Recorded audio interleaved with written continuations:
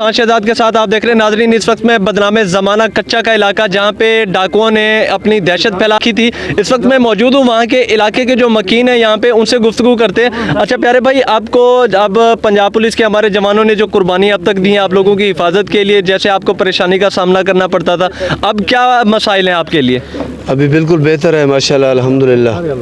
हमारे प्यारे जवानों ने जो शहादतें दी हैं, कुर्बानी दी है, उनका कुर्बानी का रंग लग गया। अभी हमारा इलाका आज़ाद हो गया अल्हम्दुलिल्लाह। कोई धाड़ा नहीं है, कोई बदमाशी नहीं है, हमारा इलाका क्लियर है बिल्कुल। पंजाब पुलिस के जवानों को आप क्या कहना चाहेंगे, उनके हक में क्या बात करेंगे आप? पंजाब पुलिस के जवानों को हम सलाम करते हैं। राजनपुर DPO साहब के हम जिंदाबाद के नारा लगाते हैं। अच्छा, जिस तरीके से पहले आपको फसल के दौरान परेशानी का सामना करना पड़ता था और आपकी जो फसलें थी वो उनको जब्त कर लेते थे, तो अब आपको इस किस्म की कोई परेशानी का सामना तो नहीं करना पड़ रहा? नहीं, पहले था, अभी नहीं है। अभी अल्हम्दुलिल्लाह बिल्कुल सही है।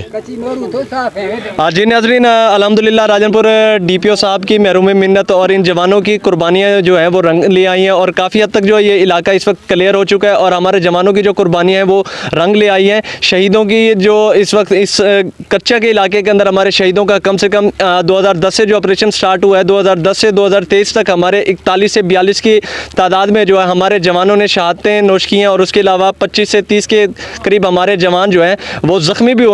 हमारे जवानों की कुर्बानियाँ जो वो रंग ले आई और अल्हम्दुलिल्लाह कच्चा का जो इलाका है, एरिया काफ़ी हद तक जो है यहाँ पे अब अमन आ चुका है और यहाँ के इलाके के जो मकीन है वो आज़ादाना अपनी ज़िंदगी गुजार रहे हैं। जी।